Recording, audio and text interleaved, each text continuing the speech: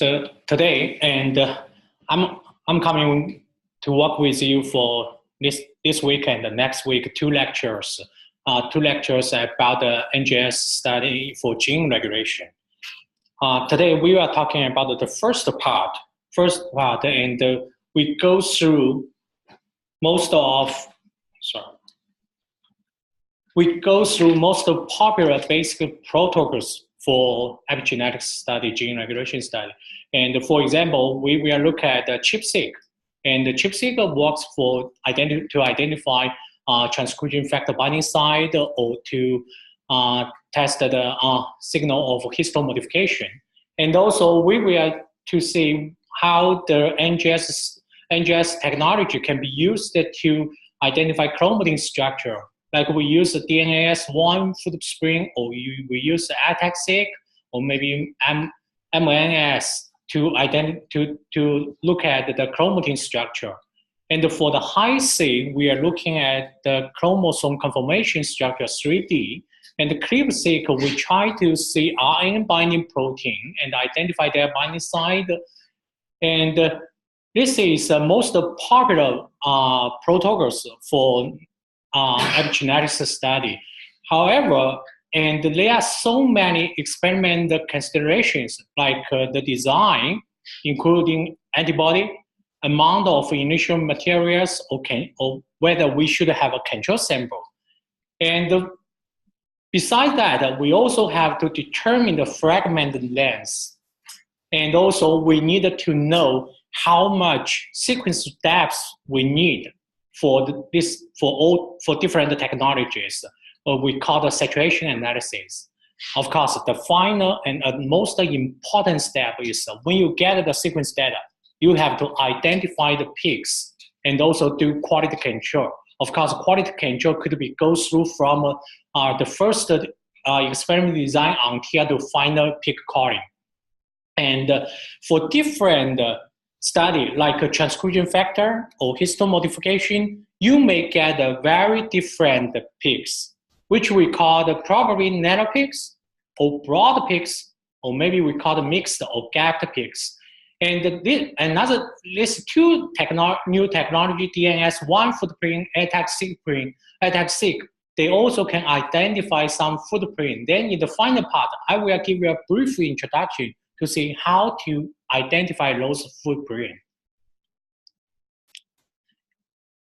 So first, let's go quick through the molecular biology in case some computational guys already forgot about that.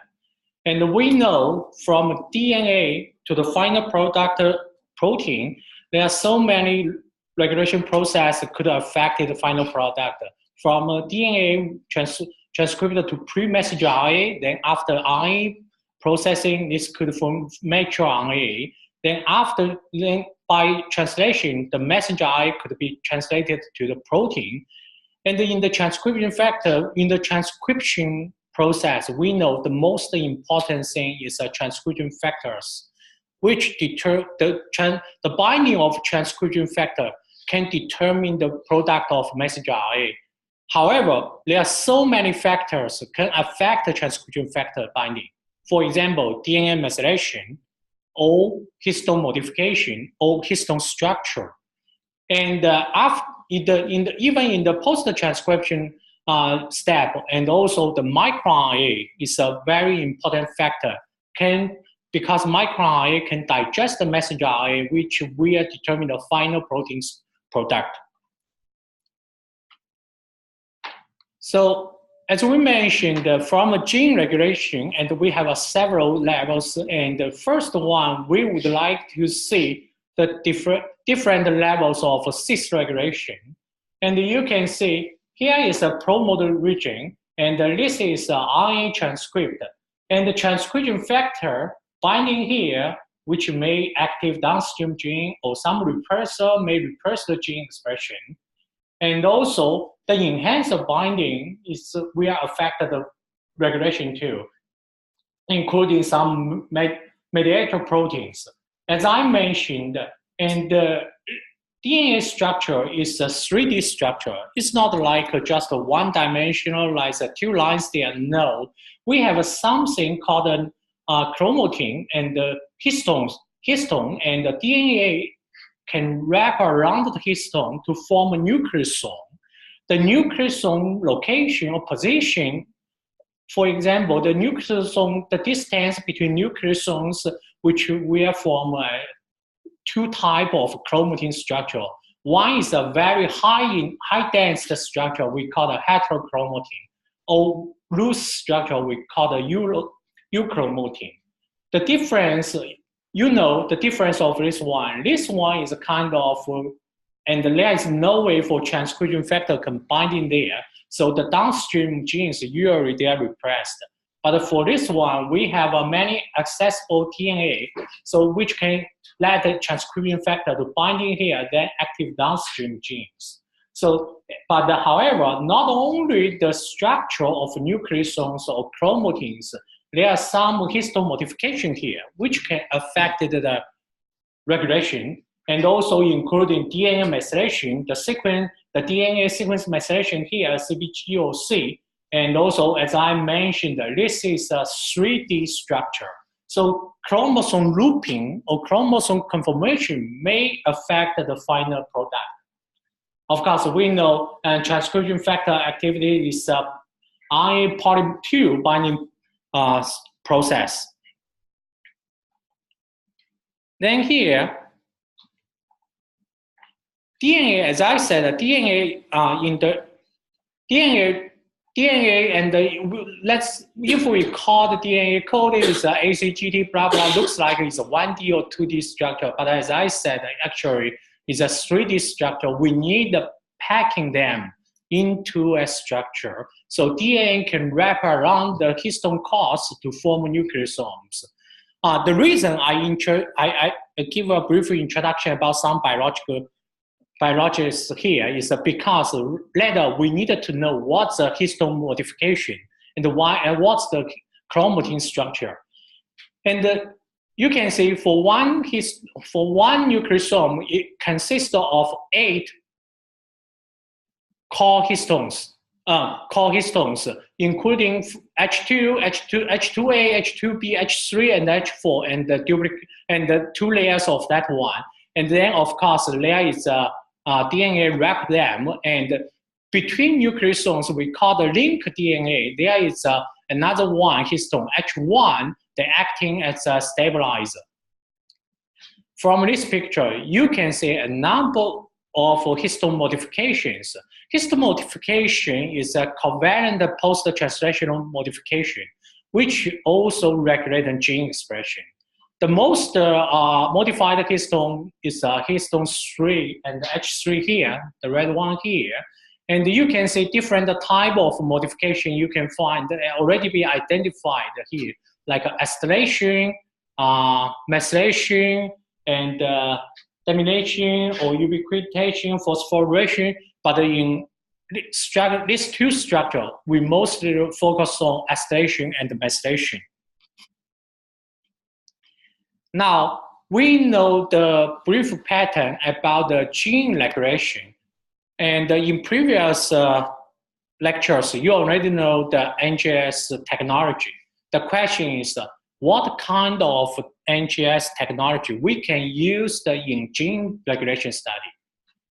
And first we say, okay, this is a transcription factor binding, and how to identify their binding site. As I mentioned in the introduction, in the outline, we can use ChIP-seq. And here is a histone chromatin, histone modification. If we have a histone modification, what technology we can use? ChIP-seq. And we can use ChIP-seq to identify the binding site or identify the signal of acetylation. And of course, for RNA-seq, you can test the transcription, the expression level of transcripts. And but for this open chromatin region, what technology we can use? And I will introduce the DNase or ATAC-seq. And also here you can see the 3D structure. What we can use technology we call the HiSeq or some people call, or some other similar technology like a 3C, 4C, 5C, we can test this 3D structure. And of course, for the DNA methylation, I won't talk it today, but next lecture, and we use whole genome bisulfite sequence to identify the CpG methylation. First one, and we would like to see what's the binding site of DNA, like this one, the transcription factor binding site. So before NGS, people has a whole genome-wide identification method to identify DNA or RNA binding sites by use chip. I use the two colors here because this chip is totally different from the second chip. So I would like to correct, not correct, I would like to use the full name chip on chip. Then you can understand what's the first one, what's the second one. The first one chip, the full name is a Chromatin immunoprecipitation. Some we call it Chromatin IP. This is a special type of immunoperception experiment technology, which is like we use a spacing technology and to determine whether specific protein they are associated with the genome region, this genome region or genomic sequence, which can be used to identify protein DNA methylation. IP is a technology they use a specific antibody, only specific for some proteins, so they can pick up or concentrate the protein from a sample containing thousands of different proteins. Of course, I have to emphasize here, the specificity of antibody will determine the final quality of the chip. And the second blue one, chip on chip, those chip is a microarray.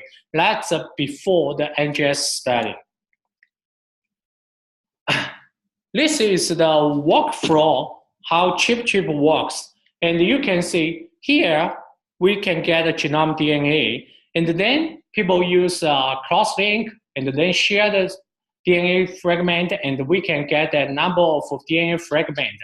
Then by the IP with a specific antibody, then we can select the DNA sequence with the protein of our interest. Then we can do fluorescence tag, and when we used, before the NGS technology, we used the microarray technology. We have to use hybridization, then do microarray and try to identify which probe has the most intensive sequence. Then we can say, okay, probably this protein binding on this probe and in the corresponding genome location.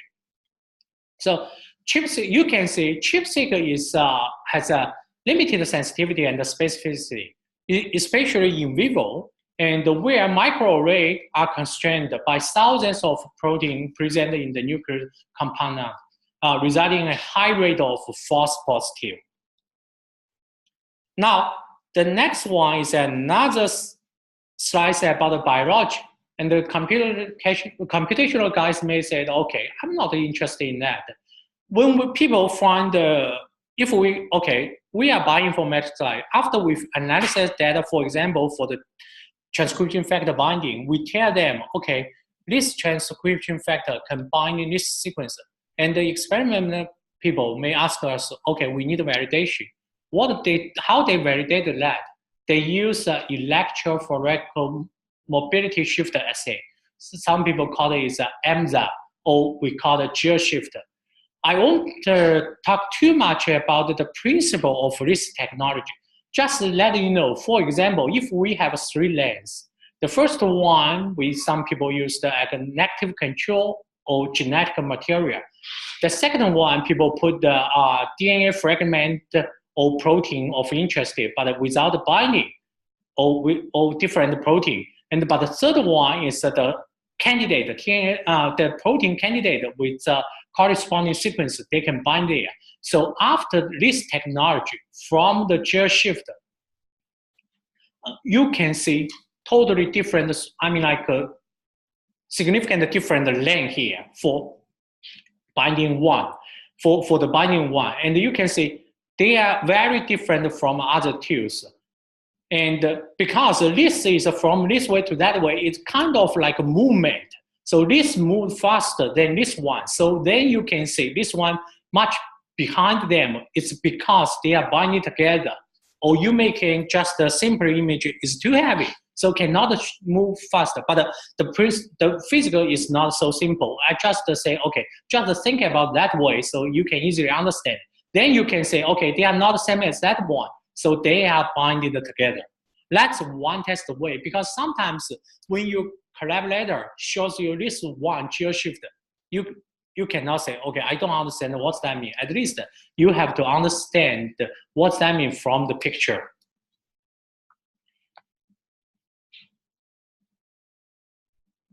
Now, after the next generation sequencer, people improve the chip. But then the first step is pretty similar to previous chip. You can see first genomic DNA, then after crossing and shear, we get the fragments. Then we use a specific, we use the IP to get a specific, by using IP technology, by using a specific antibody, we get a sequence of our interest, then label them, and then we use a sequencing instead of microarray to identify the whole genome binding site. The advantage of chip-seq, of course, is first is a high resolution, especially with the advance in bioinformatics analysis. And because we don't need the hybridization anymore, so we may have less noise, or because we have a higher dynamic range, we can get a much higher signal to noise ratio. And the coverage is much better. It almost can cover 48% of human genome, and which is non-repetitive. And then we have 80% of region can be mapped with 30 base pair reads, or even much higher. If we use a 70 base pair reads, we can get a much higher rate, 89%. And another thing is chip-seq, at least so far, and at least with the development of NGS technology, chip-seq is much cheaper than chip-chip.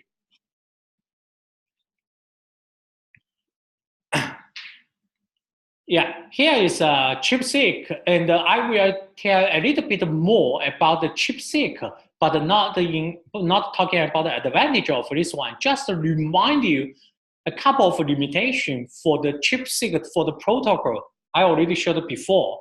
And you can see, because the heterogeneous nature of shared DNA fragment, there is a limitation, specificity limitation for the chip-seq based on that protocol.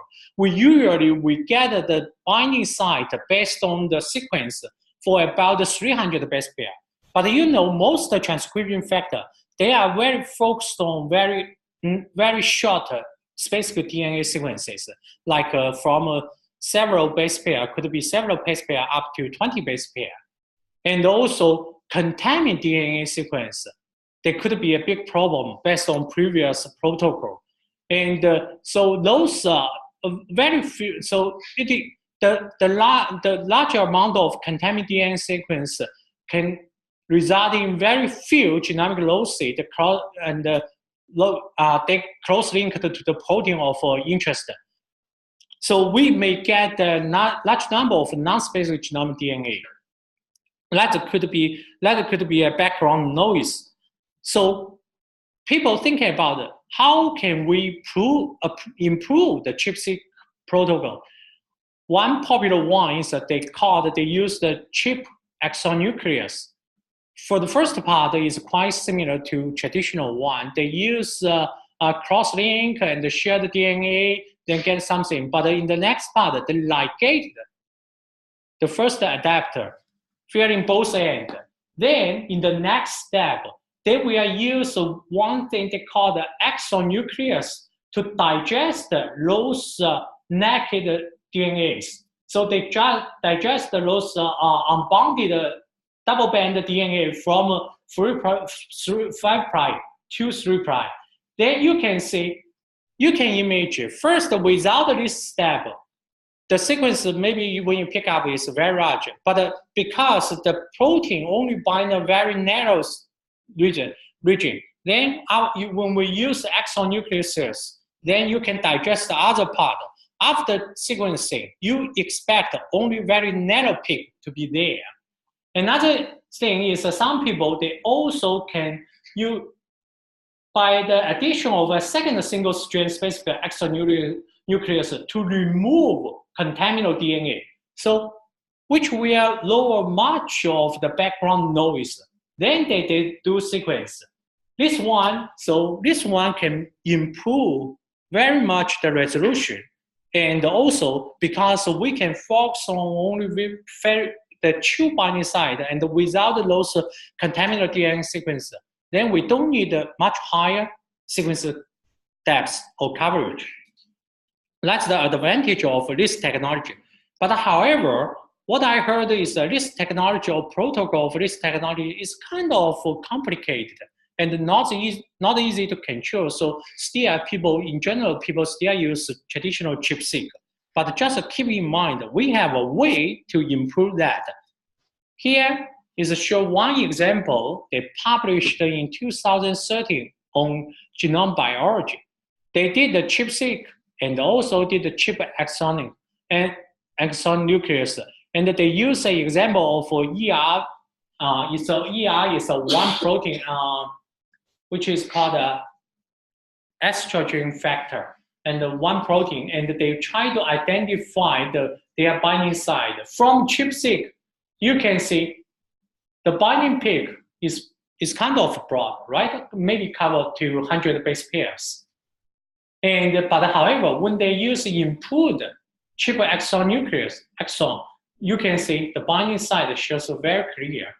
And here I have to mention, because the sequence, we have two strands, positive strand, negative strand. But you can see by traditional chip-seq, the positive strand is not the symmetry in the center of the negative strand. I will explain that later, why we saw this. But for the chip exon, because it's very narrow, you can see both are very kind of mirror symmetry. And also the region is much smaller than traditional chip-seq. Next figure, it shows how many peaks identified by chip exon and how identified by chip-seq. We may see majority of them can be identified by both. Only very few coming from chip-seq, not chip exon, or about 8,000 new peaks from exon, not chip-seq.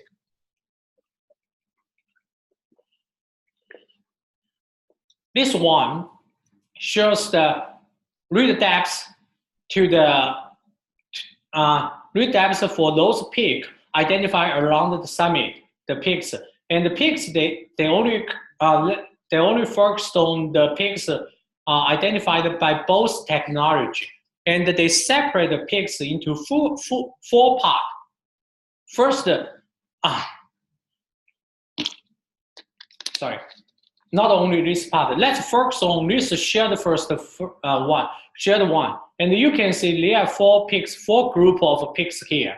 This one, green one, is exon and shared by chip-seq.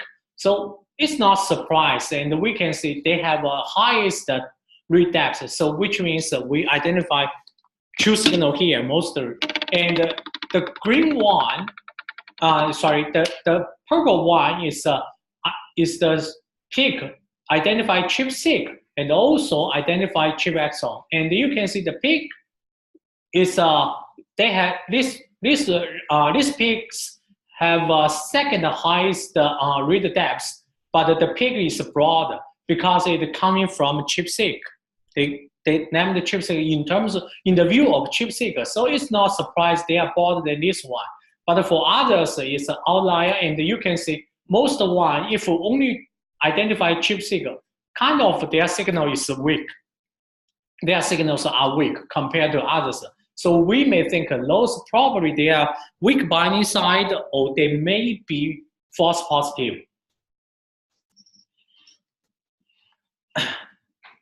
These are some details about this experiment. I forgot to mention. They used the triplicate for both the experiment, and the sequence depth is very similar. It's about 10 minutes. And from this one, they also find not only ER transcription factor, they have a binding site here. They are always involved in other. They are with the cofactors called FOXA1 or GATA3. You can see peaks, they are around there, not in the center of ER, but they are somewhere away there. And then next one, they also use this technology, they compare two technologies, ChIP-seq and ChIP exon, try to see FOXA1 binding signal. And we can see pretty similar phenomena as we observed for ER, for the transcription factor. And for the ChIP exon, we can see a sudden increase or decrease around the binding site, which means a very stable and a very narrow range FOXA1 and the DNA interface. And also it shows the efficiency of this technology, ChIP exon. They can digest the most sequence around. It's not bounded; they are naked outside. Now, as I mentioned in the introduction, the ChIP-seq can be used to identify transcription factor binding, and also can be used to test the signal of histone modification. What's the difference between those two technologies? In general, they are pretty similar. And you can see here is coming from another paper in 2012, Nature Review Genetics. The left one is the protocol for ChIP-seq, the ChIP-seq for transcription factor binding. And the right side, the B, is for histone modification. First, the cross-link and the DNA, when they get that, either we use a traditional sonication to fragment the DNA sequence, or maybe we use the improved technology we call the ChIP exon to digest some unbounded sequence. And then we can do IP and purify DNA, then sequence. For the histone modification, and when after the cross-link, we use mRNAs digesting to get that, and then use a specific antibody for the histone modification, IP, then pick up the signal of our interest in, then purify DNA sequence, and then purify DNA, then do sequence. So in general, it's the protocol is from cross-link to fragment, then IP to get what you want, then do purification, amplification by PCR, and then do sequence, which is very similar. But after sequencing, you may find the picture are pretty different. I will show that later. This is for the ChIP-seq. This is a ChIP-seq for transcription factor binding and histone modification. Now, as I mentioned, we are also interested in chromatin structure. We know that is an important factor for the gene regulation.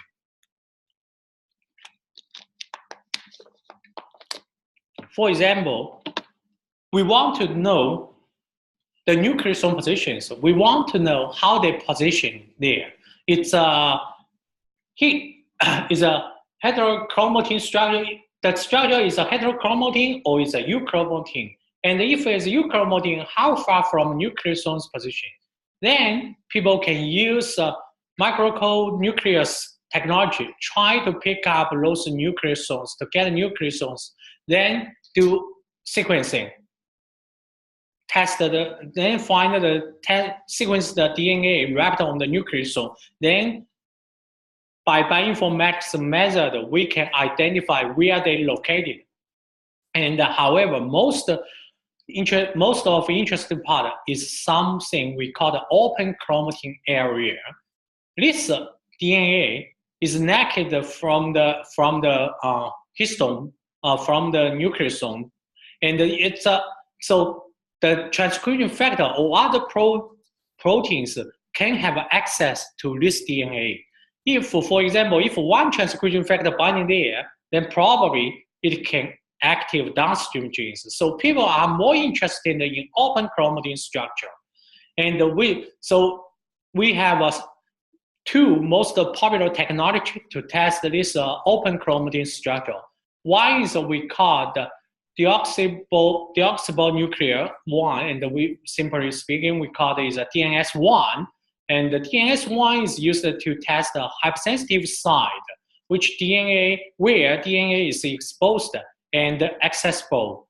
And another one is an AC technology. We call the AC for transposes accessible chromatin. We call it ATAC-seq. What's the difference between these two? I will show you later. For the first one, MNAS sequence, and as I said, we use MNAS and so to digest the spatial DNA and digest the DNA, then try to see where they're located. But this technology is quite of a traditional one. You can say it's almost used for at least 40 years. But the technology, this one requires a large number of cells, could be from 10 to 20 millions. And also, most enzymes used in chromatin accessibility array assays have a sequence spatial bias. They may prefer some spatial sequence. So even you find somewhere they have a high peak, but maybe not a true peak. So they especially, and the people found that MNAS, they prefer to cut 80 enriched regions of the genome. And also for some reasons, certain regions of genome, they are more sensitive than others to MNAS digestion. So if we have a signal for that area, they may be digested.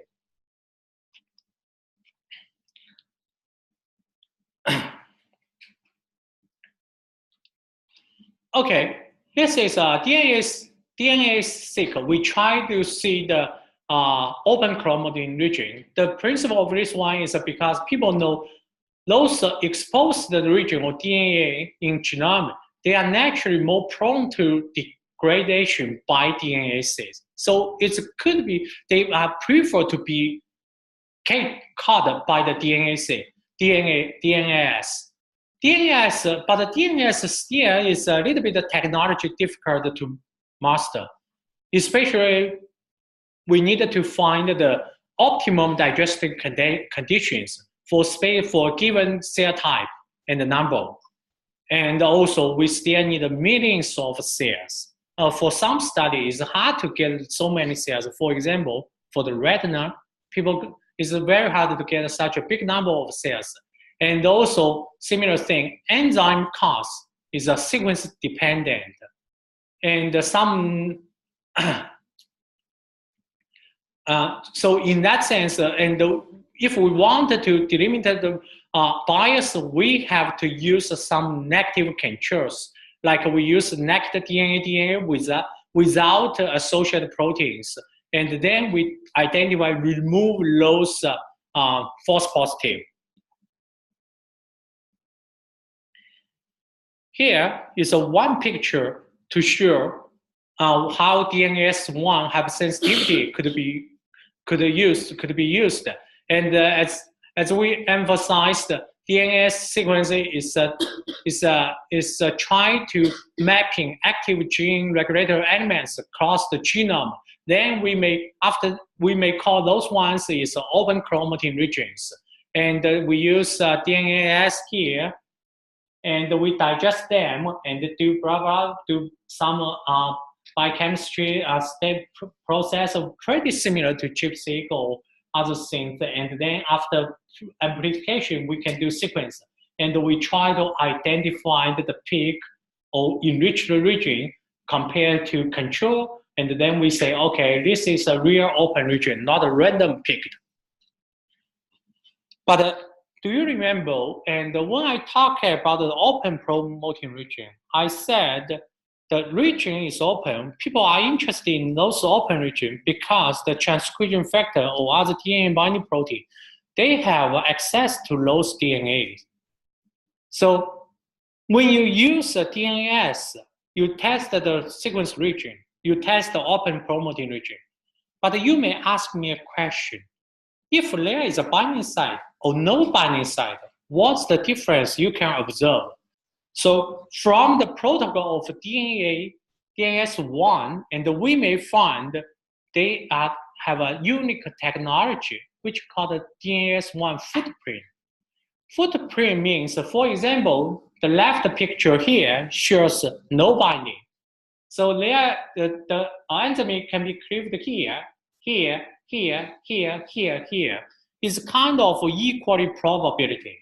However, if we said, okay, now we have a sequence-specific binding protein binding here, and what happened? Of course, and the enemy could be cleaved here, here, but here, because the sequence were protected from the binding protein, so they cannot cleave here, they cannot cut here, then they cut here, here, similar to that one. So for which we call this a footprint, because you can see the significant difference for two lengths. One is without binding, one with binding. For without binding, definitely we can get all the sequence equally in principle. But for the binding, we only get a sequence naked or free from binding site. For the binding site, in theory, we cannot get any sequence here. That's a significant difference. Then we can, so this technology can tell us the open chromatin region, and also in the meantime, tell us where transcription factor can bind in there. Here is one example. Sorry. Of course, here I have to mention because by varying the concentration of DNA binding protein, the binding affinity could be changed, and they must be estimated according to the minimum concentration of protein at which footprint is observed. So in other words, for especially in terms in experimental perspective, you have to think about the concentration. This is an important factor you have to think about for this technology. Here is one example for DNase I footprint assay. As we know, the goal for this one is we try to identify nucleotide resolution binding site from transcription factor. Also, in the same time, we want to see the open chromatin region. And then we use a much higher concentration of DNase cleavage comparing to hypersensitive side. Here, now this study published in 2012 Nature, and they used the NRF1 ChIP-seq, identify number of NRF1 binding site. Of course, in the same cell line, they use the DNase-seq. They also find the chromatin region. And when we enlarge those open chromatin region, we can find what? We can find in the middle of that, I mean, approximately in the middle of that, there is a hole, or there is a, we call footprint somewhere. And for this one, and when they look at those regions compare to the sequence conservation, I mean, conservation across different species, like from human to mouse to other chicken to other operator, and then we find that this region, interesting, this region, they show very high conservation score. And in principle, the higher conservation score, it could be true for the transcription factor binding site. That's one hypothesis people use to identify true transcription factor binding site. And when we look at those hosts from the DNase I pigs, and we find that, sorry, not we, and the others, they find the consensus sequence in that region is a CGCATGCCA. It's pretty similar to the NRF1 motif identified by ChIP-seq or by others. So you can see the consistency between these two technologies. But again, I have to emphasize again, the advantage I like DNase more, not more. I mean, like we have to think about one more function is it can identify the transcription factor binding site, but in another way, it also tell you whether this binding site locates on the open chromatin region or not. Because if you only use ChIP-seq data, you may find thousands or tens of thousands binding peak, but you are not sure they are true peak or not. Especially you are not sure the binding peak is in the open region or just on the nucleosome.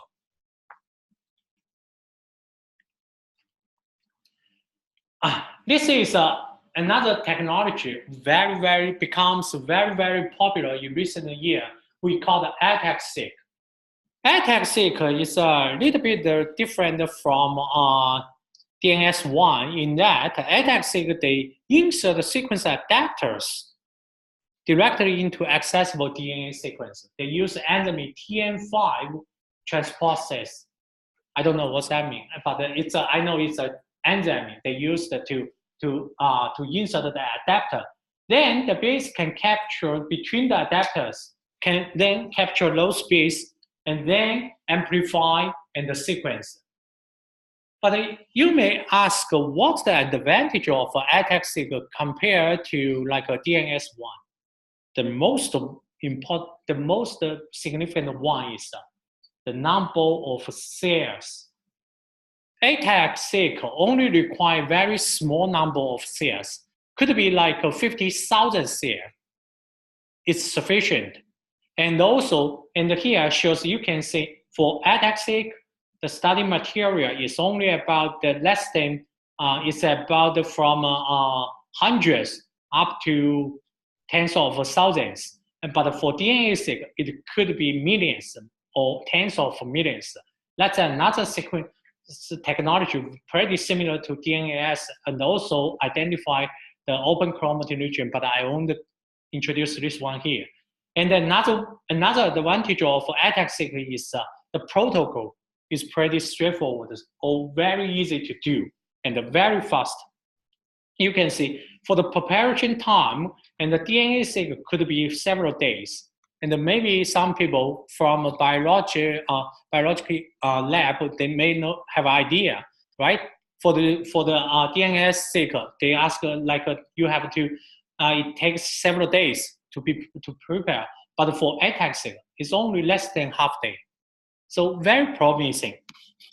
Now here, this picture shows the ATAC-seq for different cells. Like we use 50,000 cells and per replicate and compare to other technology, DNase-seq or FAIR-seq, or even same technology, but only use 500 cells.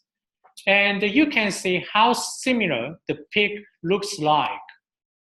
I'm not surprised to see something different from two ATAC-seq with different amounts of cells. You can see the difference from 500,000 to only 500,000. But still, even we have a very few cells, 500 cells, we still can identify those promising peaks somewhere. Of course, you may argue some peaks, they were gone. It could be true could be this, we lose the signal of that one. That's one reason. Another scenario could be, here the first time I would mention, all this technology is more like a screenshot. But biological process is dynamic. Probably I can argue this one screenshot, we doesn't catch it, right? But of course, another scenario, it could be, this is a false positive for some reason. Nobody knows, unless you can do some validation, try to identify. But still, the conclusion here is, even with less than 1,000 cells, ATAC-seq looks like they can identify most peaks. We use a high amount of cells or other technology. So that's very promising. And sorry, yeah, question. That's a good question. So I'm supposed to introduce, but I can tell you here right now. As I said, we capture the sequence, those open chromatin region, right? But if it's not open, we cannot capture it. But by random, it's still we have some small probability we can get those sequence. But when we compare the most DNA sequence we captured with those we suppose not captured, those peaks are open chromatin region. That's what we want to capture.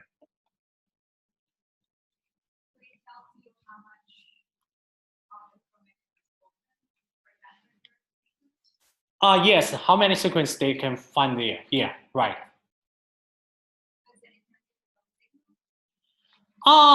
That's another good question. Some people, they said it's, people can say, okay, for example, if we normalize the signal and in terms of signal intensity, we have to understand what I say. Okay, let's go to easiest way. We know transcription factor binding some specific sequence, right? If we get more sequence compared to another one, can we say this transcription factor, they have a higher affinity? I won't say that. There are so many factors could be affected. One thing is PCR amplification. The other way is the sequence itself. For GCTA, they have a different, they have a different intent to bind in the protein or somewhere. So I only compare in the term of signals, but sometimes we have to say that, especially for example, if we say this one compared to this one, I may say we have a big probability we think this signal is much stronger than that one. But if this one compared to that one, you say which one is, I cannot make a conclusion. Yeah. That's good. And as a bioinformatician, at least based on my own experiment, when you get the data, okay, it's not a biological question, okay. In biological questions, usually when you get data, say, okay, 2, we get data 2, and you get data 1. 2 is larger than 1. It's stronger or something. It's hard to compare that way. And we have first, we have some statistics model. Another way is the most important thing is the biological question is different. Then you may get a different answer. You have to, every time when you, of course, the first job of bioinformatician is to analyze the data. The second job and the most important job is you have to understand, you have to be careful when you interpret the data. You cannot overinterpret that. Now, yeah, from that one, probably you may have a image. You may say, okay, if I can get 50,000 cells, why I want to use 500 rather than 50,000? You have to be careful.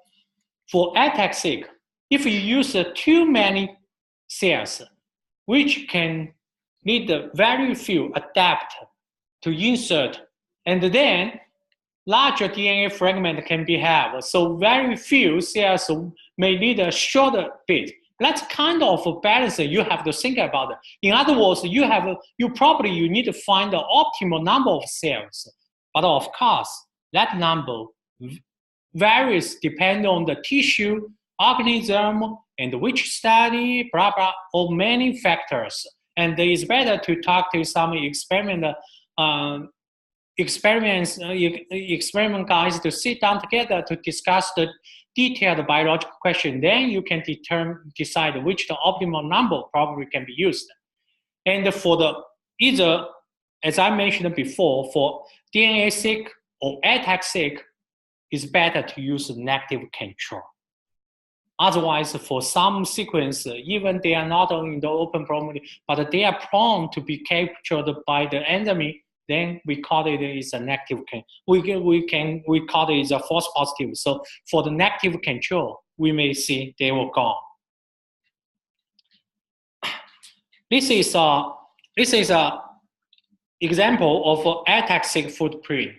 And you can see for this one, and after we capture ATAC-seq peak, and we can find in the middle, probably somewhere, and we can find a subregion with a depleted risk signals, no risk there. The reason is because the transcription factor binding there, they block the adapter to be inserted.